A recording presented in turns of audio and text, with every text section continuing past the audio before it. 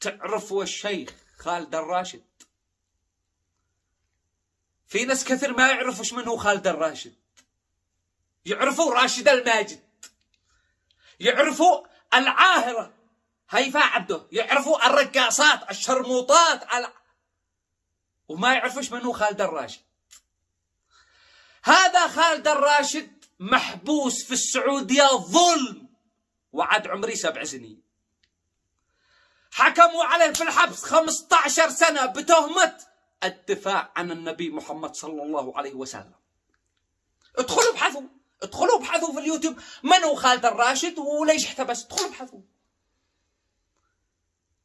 حبسوه 15 سنة بتهمة الدفاع عن النبي. في واحد دنماركي رسم صورة النبي وشوه صورة النبي وبيسب النبي. خالد الراشد في المحاضرة بيقول فيها نبيكم يهان، الجهاد الجهاد، ليحن عن اسكت. جالس نقاطع حليب نيدو، شوكولاتة تونيلا، سندباد. الجهاد ما نسيش نقاطع منتجات الجهاد الجهاد، نبيكم يهان، وبيحرض الشعب على الجهاد. وقال من كان يحب الله ورسوله فلا يبيتن الليلة إلا عند القصر حق الرئاسة. وصاروا لا عند القصر وبيطالبوا من الحكومة السعودية تفتح لهم باب الجهاد للدفاع عن النبي.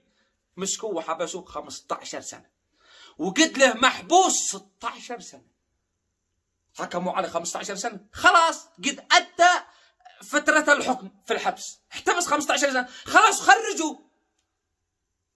حابس له، قالوا والله ما يخرج لأنه بيحرض على الجهاد. السعودية ما تشيش مشايخ يحرضوا على الجهاد، ما تشيش مشايخ مؤمنين صادقين، ما يشتوش. إذا في شيخ مؤمن صادق